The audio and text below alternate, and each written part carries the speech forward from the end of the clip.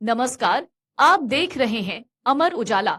मैं सृष्टि आपके लिए लाई हूँ जम्मू और कश्मीर की बड़ी खबरें। आज 3 दोस्तों सनी चौधरी, मुकेश सिंह और आशुतोष का अंतिम संस्कार किया गया।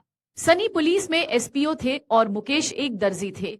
उनके छोटे छोटे बच्चों की आंखों में पिता का साया उठ गया। परिवार में शोक का माहौल है। सभी ने अंतिम विदाई में आंसू बहाए। मुख्यमंत्री उमर अब्दुल्ला ने कहा है कि जम्मू कश्मीर का केंद्र शासित प्रदेश का दर्जा अस्थायी है। उन्होंने केंद्र सरकार के वादे का जिक्र करते हुए कहा कि राज्य का दर्जा जल्द बहाल किया जाएगा। उन्होंने सुप्रीम कोर्ट के फैसले का भी हवाला दिया, जो इस दिशा में सकारात्मक संकेत देता है। खराब मौसम के कारण जम्मू में हवाई और रेल यातायात प्रभावित हो रहा है। वीरवार को 5 ट्रेनें रद्द रहीं और 10 ट्रेनें देरी से पहुंची। दिल्ली से जम्मू आने वाली एक फ्लाइट भी खराब मौसम के कारण रद्द कर दी गई। यात्रियों को काफी परेशानी का सामना करना पड़ा। मुख्यमंत्री उमर अब्दुल्ला ने प्रधानमंत्री मोदी से उम्मीद जताई कि वे अजमेर दरगाह पर चादर भेजने की परंपरा जारी रखेंगे। उन्होंने कहा कि धर्म को राजनीति से अलग रखा जाना चाहिए, लेकिन ऐसा नहीं हो रहा।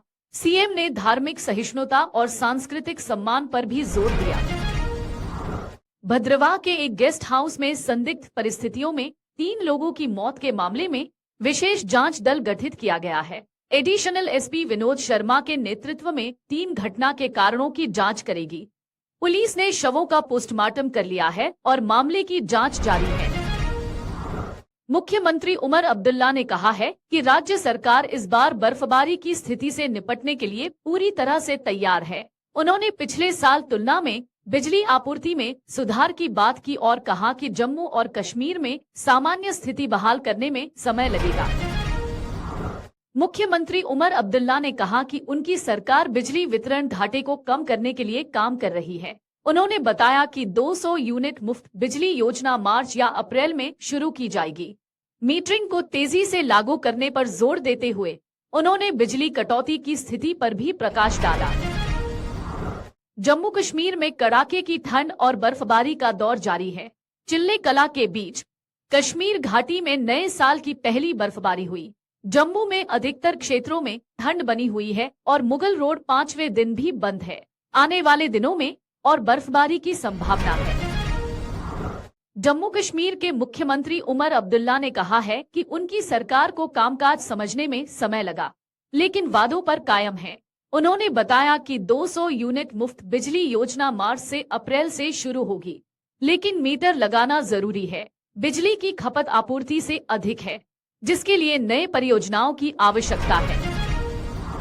जम्मू और कश्मीर सेवा चयन बोर्ड आज 669 सब इंस्पेक्टर पदों के लिए ऑनलाइन पंजीकरण प्रक्रिया समाप्त कर रहा है। योग्य उम्मीदवार जेकेएसएसबी, एनआईसी इन पर आवेदन कर सकते हैं। चयन लिखित परीक्षा, दस्तावेज सत्यापन और मेडिकल टेस्ट के आधार पर होगा। आवेदन शुल्क सामान्य वर्ग के लिए 700 रुपए है। जम्मू और कश्मीर में 2024 में हुए विधानसभा चुनाव ऐतिहासिक रहे। नेशनल कॉन्फ्रेंस ने 90 सदस्यीय विधानसभा में 42 सीटें जीतकर सरकार बनाई। उमर अब्दुल्ला ने मुख्यमंत्री पद की शपथ ली, जबकि भाजपा ने जम्मू में 29 सीटें जीती। हालांकि कश्मीर में सुरक्षा स्थिति शांतिपूर्ण रही, बावजूद इसके कुछ हमले हुए। उत्तर भारत के कई हिस्सों में मंगलवार को ठंड बढ़ गई है। दिल्ली का न्यूनतम तापमान 9.6 डिग्री और अधिकतम 17.7 डिग्री रहा। उत्तर प्रदेश के 50 जिलों में तापमान 5 डिग्री तक गिर गया।